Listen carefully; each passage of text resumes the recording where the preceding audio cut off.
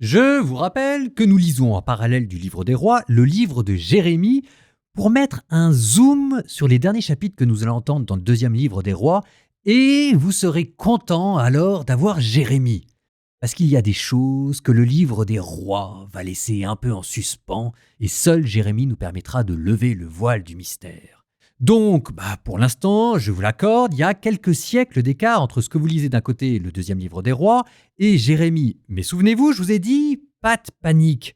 Parce que le livre de Jérémie commence par des oracles contre Juda qui valent de manière intemporelle. En tout lieu, en tout temps, c'est un appel plus général à la repentance, Dieu qui met en lumière l'infidélité d'Israël. Donc nous commençons aujourd'hui, Jérémie, chapitre 2 jusqu'au début du chapitre 3. Est-ce que vous me permettez encore quelques remarques ? C'est juste pour vous permettre de bien raccrocher les wagons et de suivre l'évolution du texte que vous allez entendre. Ce que vous allez entendre, c'est une tonalité qui va changer.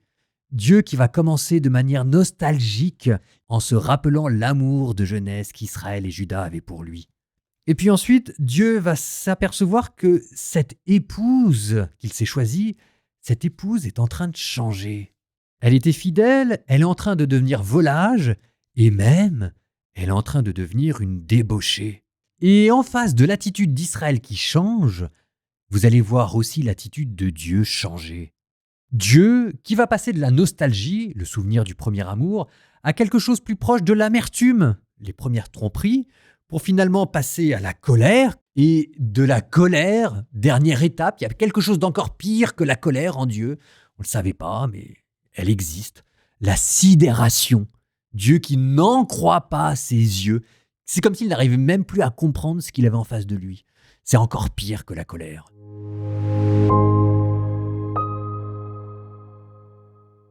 La parole du Seigneur me fut adressée. Va proclamer aux oreilles de Jérusalem, ainsi parle le Seigneur. Je me souviens de la tendresse de tes jeunes années, ton amour de jeune marié lorsque tu me suivais au désert, dans une terre inculte. Israël était consacré au Seigneur, première gerbe de sa récolte.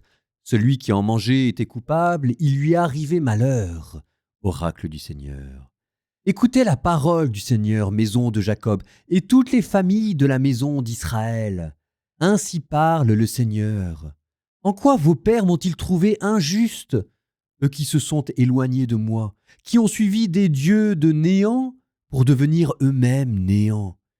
Ils n'ont pas dit « Où est-il le Seigneur, lui qui nous a fait monter de la terre d'Égypte et marcher dans le désert, terre aride et ravinée, terre sèche et sinistre, terre où personne n'est jamais passé, où aucun homme n'a jamais habité.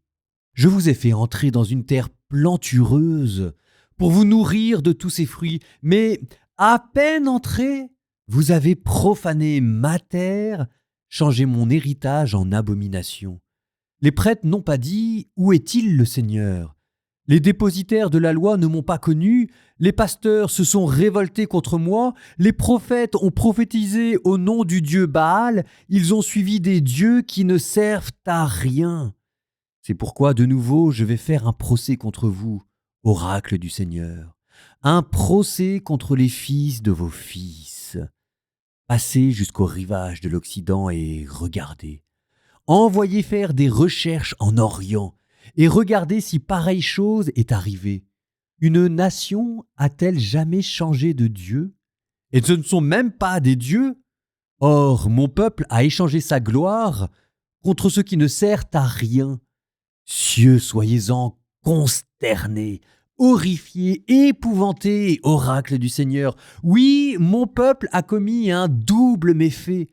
Ils m'ont abandonné, moi, la source d'eau vive, et ils se sont creusés des citernes fissurées qui ne retiennent pas l'eau. Israël est-il un esclave acheté? Est-il un esclave né dans la maison? Pourquoi fait-il partie du butin?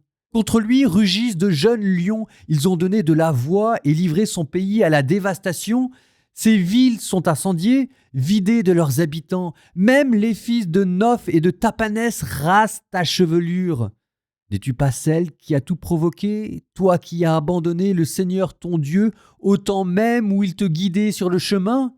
Et maintenant, Qu'as-tu à prendre le chemin de l'Égypte pour boire l'eau du Nil? Qu'as-tu à prendre le chemin d'Assour pour boire l'eau du fleuve? Que ta méchanceté te corrige, que tes infidélités te punissent. Comprends et vois comment il est mauvais et amer d'abandonner le Seigneur ton Dieu, de ne plus me craindre, oracle du Seigneur, Dieu de l'univers. Oui, depuis longtemps tu as brisé ton joug, rompu tes liens. Tu as dit « Je ne servirai pas ». Mais sur toute colline élevée, sous tout arbre vert, tu te couches prostituée. Moi pourtant, j'avais fait de toi une vigne de raisins vermeils, tout entière d'un cépage de qualité. Comment t'es-tu changé pour moi en vigne méconnaissable et sauvage? Tu aurais beau te lessiver à la soude, y rajouter quantité de potasse. Devant moi, ta faute reste incrustée, oracle du Seigneur Dieu. Comment peux-tu dire « Je ne me suis pas souillé après les Baals, je n'ai pas couru ». Vois ton chemin dans la vallée, comprends ce que tu as fait, chamelle volage dont les pistes s'embrouillent, ânesse habituée au désert. Dans l'ardeur de son désir, elle aspire le vent, son rut qui peut le refouler. Ils n'ont pas à se fatiguer, tous ceux qui la cherchent. En son temps, ils la trouvent. Prends garde, tu vas avoir les pieds nus et le gosier assoiffé. Mais tu dis... Rien à faire, non, j'aime les étrangers et je veux courir à leur suite. Comme est confondu un voleur pris sur le fait, ainsi sont confondus les gens de la maison d'Israël, leurs rois, leurs princes, leurs prêtres et leurs prophètes, eux qui disent au bois « Tu es mon père » et à la pierre « Toi tu m'as enfanté ». Ils tournent vers moi leur dos, non leur visage, mais au temps de leur malheur ils disent « Lève-toi, sauve-nous ». Où sont-ils les dieux que tu t'es fabriqués? Qu'ils se lèvent! S'ils peuvent te sauver au temps de ton malheur.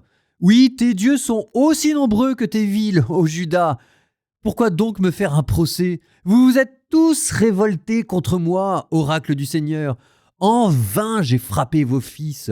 Ils n'ont pas accepté la leçon. Votre épée a dévoré vos prophètes comme un lion destructeur. Ô vous, gens de cette génération, voyez ce que dit le Seigneur. Ai-je été un désert pour Israël? Ai-je été un pays de ténèbres? Pourquoi ceux de mon peuple disent-ils « Nous errons çà et là, nous n'allons plus vers toi ». Une vierge oublie-t-elle ses ornements? Une fiancée sa parure? Or mon peuple m'a oublié depuis des jours sans nombre. Comme tu disposes bien ton chemin pour quêter l'amour, avec de tels chemins, tu enseignes même le mal. Même sur les pans de ton vêtement, on trouve le sang des malheureux, des innocents que tu n'as pas surpris en flagrant délit. Et par-dessus tout cela, tu dis « Je suis innocente, vraiment sa colère s'est détournée de moi. Mais voici que moi, j'entre en jugement avec toi, puisque tu dis « Je n'ai pas péché ». Que tu es versatile, toi qui changes de chemin. Même de l'Égypte, tu auras honte comme tu as eu honte d'Assour. De là aussi tu sortiras, les mains sur la tête, car le Seigneur a rejeté ceux en qui tu mets ta confiance, et avec eux tu ne réussiras pas. Si un homme renvoie sa femme et qu'elle s'en aille de chez lui pour appartenir à un autre, peut-il encore revenir à elle? N'en sera-t-elle pas profanée, cette terre-là? Et toi, qui t'es prostituée à de nombreux amants, tu reviendrais à moi? Oracle du Seigneur, lève les yeux vers les hauteurs et vois, en quel endroit ne t'es-tu pas livré? Pour eux, tu étais assise sur les chemins, comme un arabe dans le désert, et tu as profané le pays par tes prostitutions et ta malice. Aussi les averses ont-elles été retenues et la pluie du printemps a-t-elle manqué? Mais tu avais un front de prostituée et tu refusais d'en rougir. Et maintenant encore, ne m'appelles-tu pas mon père, toi le guide de ma jeunesse? Gardera-t-il rancune à jamais? Tiendra-t-il rigueur jusqu'à la fin? Voilà ce que tu dis, puisque tu commets le mal et que tu y réussis.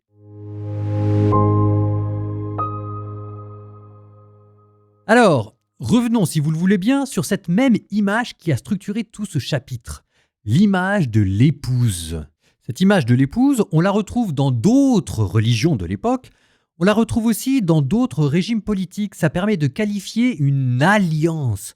L'alliance entre un dieu et un peuple, l'alliance entre un roi et un peuple. L'alliance, vous savez, on en a déjà parlé, c'est cette pédagogie centrale dans l'Ancien Testament. Ça vous a donné d'ailleurs le même mot que testament. Mais le mot testament lui donnait un côté très juridique. Il y a des clauses, il y a un contrat, il y a des récompenses si on suit le contrat, et il y a des malédictions si on ne suit pas le contrat. Bon, donc tout ça c'est très bien, mais alliance-testament, ça fait pas vibrer non plus le cœur humain, si je puis dire. Ben, ça manque de sentiments. D'où on avait coutume d'utiliser une deuxième image, cette fois-ci plus poétique, l'image de la conjugalité, l'alliance nuptiale. Et là, bah oui, ça fait rêver. Alors même, pour être extrêmement précis, on a d'abord utilisé une image végétale, celle de la vigne, parce que dans l'alliance, on trouve son plaisir et on trouve sa joie. Ça vous a donné Noé qui s'était enivré après avoir formé une alliance avec Dieu. Mais comme ça suffisait toujours pas, les prophètes ont eu recours à une autre image, l'image classique, une image humaine, celle du mariage. Ça veut dire qu'à travers cette alliance, c'est pas un contrat juridique, c'est Dieu qui vous aime, dans l'espoir que ce soit réciproque, que vous aimiez Dieu. La vraie clause du contrat, elle est là, la réciprocité des sentiments. Ça, c'est quelque chose que Jésus reprendra. En parlant de l'Église, il dira que l'Église est son épouse et que lui est l'époux. Sauf qu'il y a ici quelque chose de tragique parce que ce mariage qui est censé exprimer la profondeur de l'engagement de Dieu vis-à-vis de nous sert aussi à exprimer la violence de l'infidélité. Ça veut dire que quand on s'éloigne de Dieu, ça laisse autant de traces en lui que quand on trompe son conjoint. Toute la colère de Dieu que vous allez entendre et qu'on n'arrête pas d'entendre dans les prophètes, c'est la colère d'un mari qui s'aperçoit qu'il a été trompé. Bon, des histoires comme ça arrive. Nous terminons par une prière, parce que moi, ce chapitre, il me fait penser à tous ces couples qui ne sont pas fidèles et ça laisse des traces. Donc nous prions pour que Dieu puisse réparer ce qu'il peut encore réparer dans nos histoires, dans nos couples. Enfin bref quoi, on prie pour les maris et les femmes adultères. Au nom du Père et du Fils et du Saint-Esprit. Amen. Seigneur, toi qui es un Père plein d'amour, toi qui es un époux fidèle, nous te demandons Seigneur de regarder ceux qui se sont éloignés de toi, de regarder ceux qui cherchent ailleurs, ce que seule la fidélité peut pourtant donner. Seigneur, touche nos âmes, réveille en nous le désir de revenir.